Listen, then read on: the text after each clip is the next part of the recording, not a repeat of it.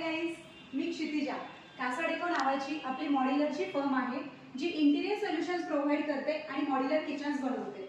माझी जी सिरीज चालू आहे त्याचा आज डे 7 आहे. आज आपण पाहणार आहोत प्लॅटफॉर्म कन्स्ट्रक्ट करताना हाईट किती घ्यावी.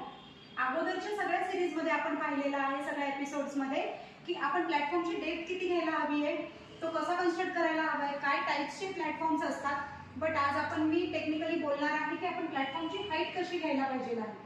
तर आपण जो बघतोय हा असा समजू की बिल्डरने दिलेला प्लॅटफॉर्म आहे. जो बिल्डर प्लॅटफॉर्म देतो त्याची हाईट थोडी 2 इंचाने कमी असते.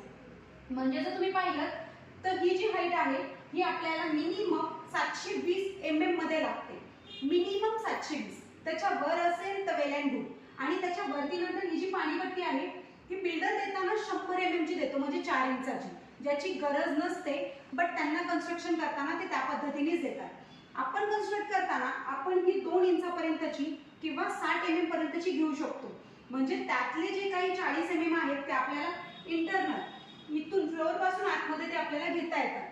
म्हणजे आपल्याला प्लॅटफॉर्मची हाईट 32 इंचापर्यंत किंवा 32.5 इंचापर्यंत घेतली तरी सुद्धा चालते.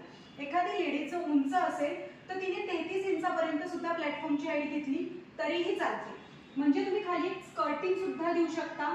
मध्ये इंटरनल प्लॅटफॉर्मची हाईट घेतोय की 2 ते 3 इंचापर्यंतची आपल्याला घ्यायची असते बिटवीन.